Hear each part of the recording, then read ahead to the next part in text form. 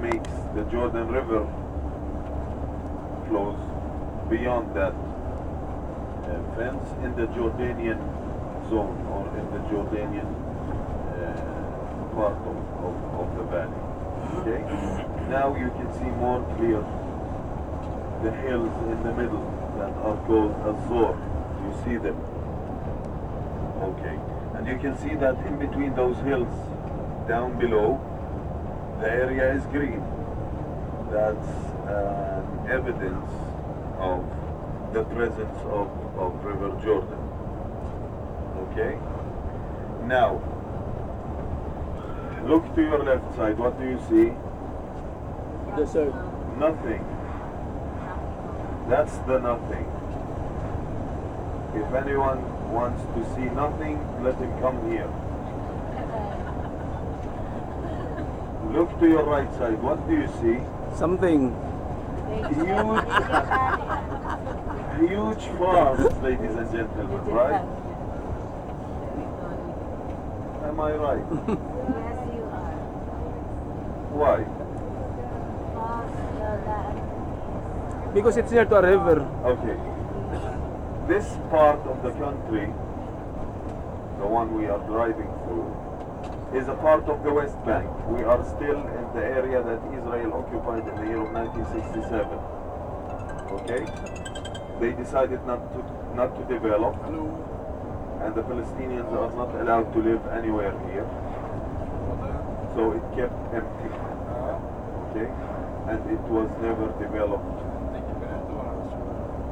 While the other part, the other side of the border would be the Jordanian part. This part is the main, all of Jordan, ladies and gentlemen, I believe you know that. The majority of the Jordanian Hashemite kingdom would be a desert area, right? The only green part, the only soil they can produce agricultural products in would be the area of the Jordanian Valley. That's why the very developed farms are located all along the Jordanian side of the valley of the River Jordan, here. Okay? Down below, southern to the Dead Sea, the situation is opposite. The Israeli part is agriculturally developed, while the Jordanian part is empty, is nothing. Okay? Yes, prepare for another one.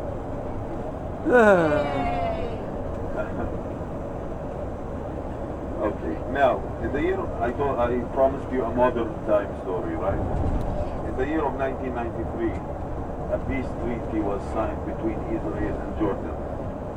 According to this peace treaty, Israel will supply Jordan with certain amounts of water because Jordan is a desert.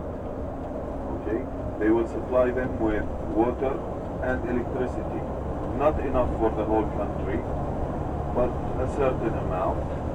The problem of water in Jordan is still very hard, ladies and gentlemen. For example, the capital city of Amman, one of the largest capital cities in the Middle East, suffers from the shortage of water for 3 days a week, ladies and gentlemen, at least.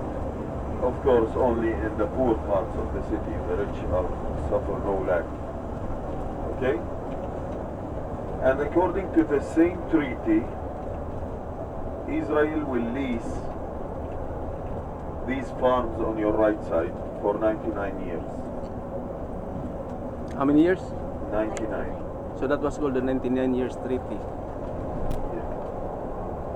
Now, these farms are leased for Israel. Israel is beneficial because these farms grow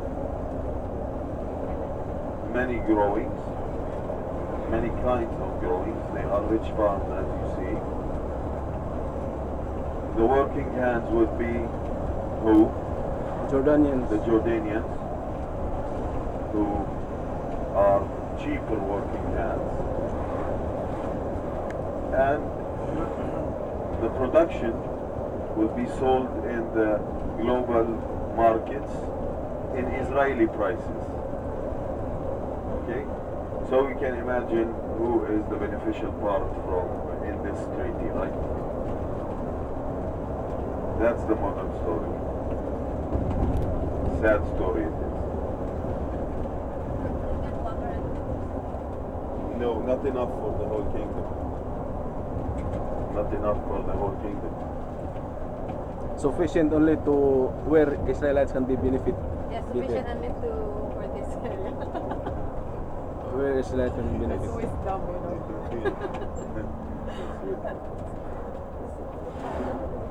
Let me do that. How about Khalil? How about the oil and gas and pipeline in Israel? How do they have export, or they still buy from US? Are the oil producing country? No, no, no. How do Israel, they- ladies and gentlemen, is not a country that produces oil. No. Where do they get? So not all Middle East Where countries. do they get oil from? From Dubai. Yes, from the Gulf countries through a third party. Officially, ladies and gentlemen, Arab countries boycott Israel. Okay? That's officially. But on the ground, it is not so. But they want to prevent their peoples from raising against the relationships with Israel. That's why they do it secretly. Yes. Yeah. Of course. That's true. What? Maybe from OPEC, but not necessarily secretly buying. No. They listen. They buy from countries that are not considered enemies to Israel, but who do not work, and they get salaries from the government. Oh. Okay, they can handle this, and still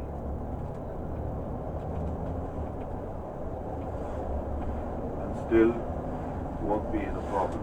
So you can imagine what's in general, what's the economical situation of this country, right? Mm-hmm. Yeah. But the ordinary people are not beneficial of this situation. It all goes to others. Mm. The Prime Minister is The Prime Minister is a Jew. The political system of Israel is a parliamentary system.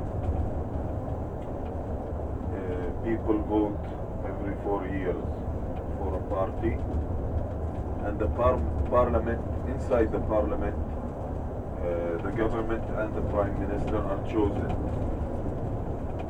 They need to form a coalition inside the parliament, and based on that coalition they form the government.